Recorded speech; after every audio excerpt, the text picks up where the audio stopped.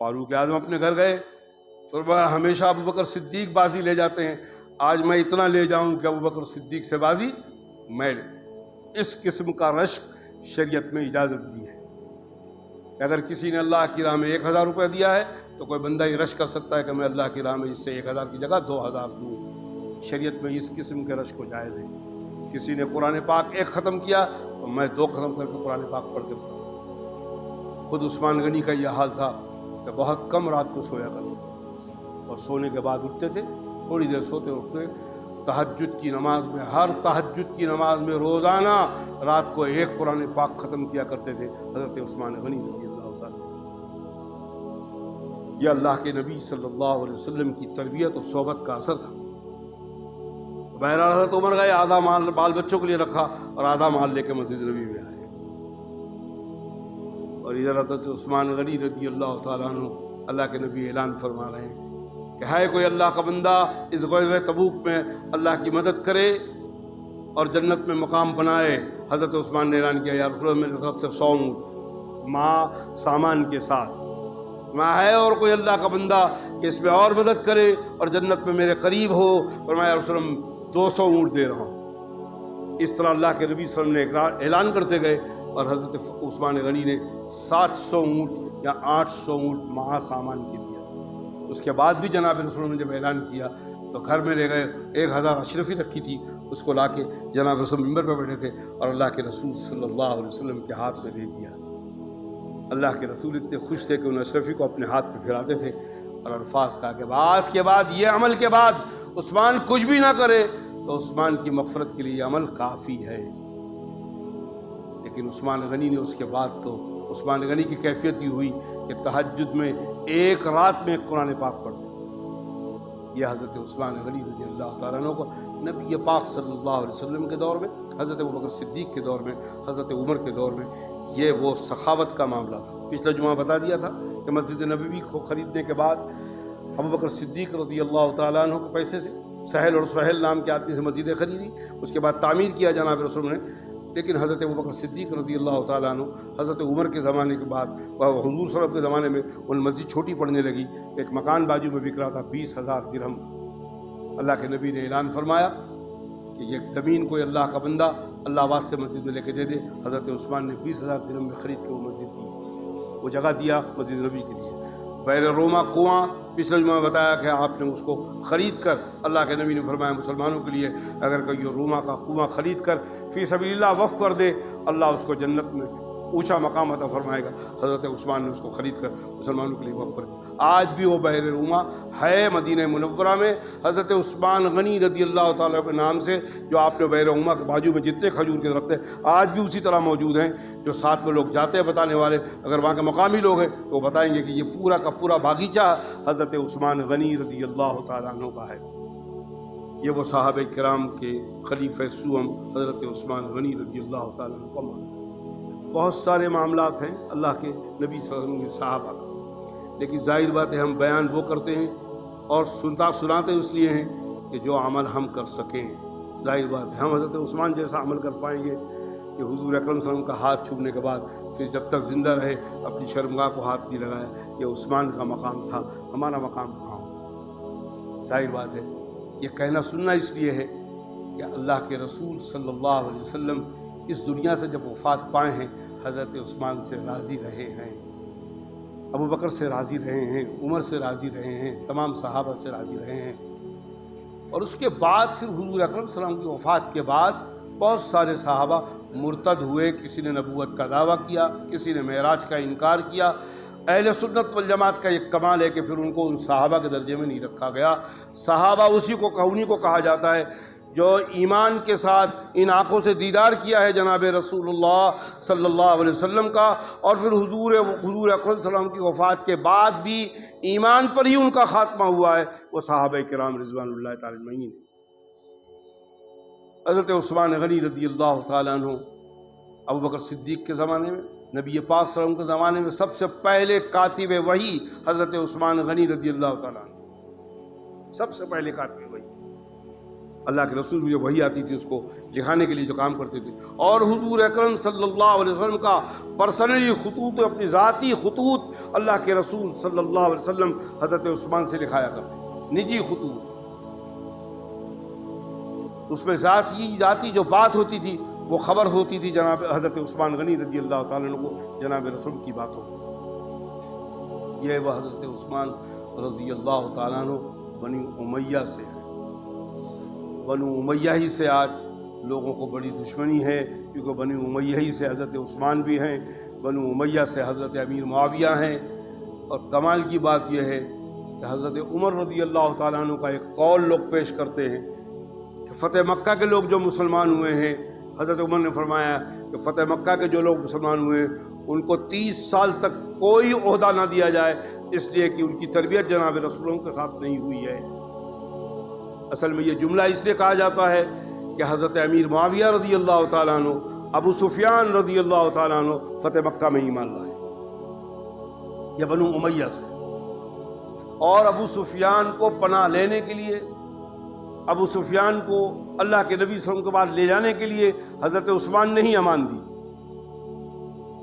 اللہ کے رسول فرمایا کہ ابو سفیان کو پناہ، ابو سفیان کے مکان میں جو گھس جائے اس کو پناہ، ابو سفیان کی چھت کے نیچے کھڑا ہو جائے اس کو پناہ، اور اپنے مکے کے اندر جس نے اپنے گھر کے اندر رہ کے دروازہ بند کر دیا اس کو بھی پناہ دی جائے گی، اس سے بھی جنگ نہیں کی جائے گی۔ اس پر بخاری کی دوسری روایتوں کو جھوٹی بتا کر حضرت عثمان کو، حضرت عمر کو، حضرت ابوبکر کو معاذ اللہ وہ جھوٹی حدیث، اس حضرت بخاری کی روایتوں کو غلط بتا کر اس انداز سے بیان کیا تھا کہ اللہ کے رسول نے فتح مکے کے موقع پر اعلان کیا کہ اب آج کے بعد 4 مہینے کی مہلت دی جاتی ہے کفار کو کہ 4 مہینے کے اندر مکہ چھوڑ دیں یا ایمان لے آئیں یا پھر مکہ چھوڑ کر چلے جائیں۔ اگر مکے میں پھر 4 مہینے کے بعد وہ نظر آئیں گے ان تمام کو قتل کیا جائے گا ان تلواروں سے۔ یہ جھوٹی بات بخاری کی حدیث کے اندر یہ مقررین جھوٹی بات ڈال کر کہ تلوار سے مارا جائے گا، اللہ کے نبی کا ایسا کوئی بیان نہیں تھا۔ اللہ کے نبی نے فرمایا تھا کہ اس کے بعد 4 مہینے کی مہلت دے دی گئی، جو لوگ ایمان نہیں لاتے وہ یا تو جزیہ دے، باہر نکل جائیں، جزیہ دے، اسلامی حکومت کو مان لیں اور جزیہ دیں، اور اگر اس کے بعد بھی اگر وہ پھر ہم سے جنگ کرنا چاہے تو جنگ کریں۔ ان مسلمانوں کو جو ایمان نہیں لائیں گے ان کو قتل کے تلوار کے ذریعے قتل کیا جائے گا۔ تلوار کے ڈر سے ابو سفیان نے ایمان لایا، تلوار کے ڈر سے امیر معاویہ نے ایمان لایا، تلوار کے ڈر سے خالد بن ولید نے ایمان لایا، تلوار کے ڈر سے عمر بن عاص نے ایمان لایا۔ یہ جھوٹی بات ہے، معاذ اللہ، یہ صحابہ کرام پر بہتان ہے۔ خالد بن ولید تو ایمان لانے کے بعد خالد بن ولید نے کارنامے، انشاءاللہ اگر خالد بن ولید کا بیان ان کی سوانح آئے گی تو آپ سنیں گے۔ بہرحال بتانا مقصد یہ تھا کہ حضور اکرم صلی اللہ علیہ وسلم ٹائم ختم ہو گیا۔ حضور اکرم صلی اللہ علیہ وسلم کی وفات کے بعد حضرت ابوبکر صدیق کا زمانہ آیا، 2.5 سال آپ کی حکومت رہی۔ 2.5 سال کے اندر مجلس شورا جو ابوبکر نے بنایا اس میں حضرت عثمان شامل ہے۔ پھر اس کے بعد 10 سال تک فاروق اعظم کی حکومت رہی، مجلس شورا کے اندر حضرت عثمان شامل ہے۔ اور اس کے بعد پھر شہادت عمر ہوئی، شہادت عمر کے بعد حضرت عثمان غنی رضی اللہ تعالیٰ کو خلیفہ بنایا۔ حضرت عمر نے 6 نام دیا تھا کہ ان 6 میں سے کسی ایک کو خلیفہ بناؤ، وہ انشاءاللہ تفصیل زندگی باقی رہی آپ کی اور میری تو انشاءاللہ اگلے جمعہ میں بتائیں گے۔ آپ کی دعا فرمائیں کہ اللہ تعالیٰ صحابہ کرام کے ان بیانوں کو جو ہم نے سنا ہے، کہنے والوں کو بھی صحابہ جیسے عمل کی توفیق دے، اللہ سننے والوں کو بھی صحابہ جیسے عمل کی توفیق دے۔ ظاہر بات ہے یہ کہنا سننا اس لیے ہے کہ اللہ مجھے بھی عمل کی توفیق دے، اللہ آپ کو بھی عمل کی توفیق دے۔ دعا فرمائے کہ اللہ تعالیٰ کہنے والے نے کوئی غلط بات کہی ہو، کہنے والوں کو اللہ ہدایت نصیب فرما، سننے والوں کو اس سے بچنے کی توفیق نصیب فرما۔ اے اللہ کہنے والے نے تیری بات کہی ہے، تیرے نبی کی بات کہی ہے، صحابہ کی بات کہی ہے، اللہ والوں کی بات کہی ہے، تو اللہ کہنے والوں کو بھی عمل کی توفیق نصیب فرما، سننے والوں کو بھی عمل کی توفیق نصیب فرما۔ اے اللہ آپ تو جانتے ہیں ہمارے پاس یہ سننے اور کہنے کے علاوہ کوئی عمل نہیں ہے۔ اے اللہ بس آپ اپنی رحمت سے ہمیں وہ عمل کی توفیق نصیب فرما دے جو صحابہ کرام نے کیا ہے۔ اے اللہ اپنے رحم و کرم سے اس دنیا میں بھی ہم سے راضی ہو جا، قبر کی منزل میں بھی ہم سے راضی ہو جا، برزخ کی منزل میں بھی ہم سے راضی ہو جا، میدان محشر کی منزل میں بھی ہم سے راضی ہو جا۔ اے اللہ آپ راضی ہو جائیں گے، امت کا بیڑا پاک ہو جائے گا۔ اے اللہ آپ کی رحمت بڑی وسیع ہے، کہاں آپ کی رحمت سمندر کے مانند، کہاں ہمارے گناہ خس کے برابر۔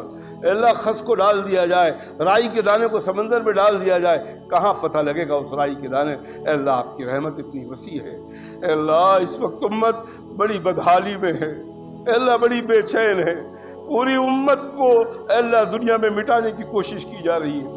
اے اللہ جہاں ساری امت جو اقرار کر رہی ہے لا الہ الا اللہ محمد رسول اللہ کا، اے اللہ ان تمام لوگوں کو دنیا سے نیست و نابود کرنے کی تیاری کر رہے ہیں۔ اے اللہ تمام کفار جمع ہے اسلام کو مٹانے پر، اور اے اللہ ہم مسلمان آپ کی توحید پر نظر رکھے ہوئے، اے اللہ ہم بدعمال صحیح، گنہگار صحیح، لیکن آپ کے نبی کی امت ہے۔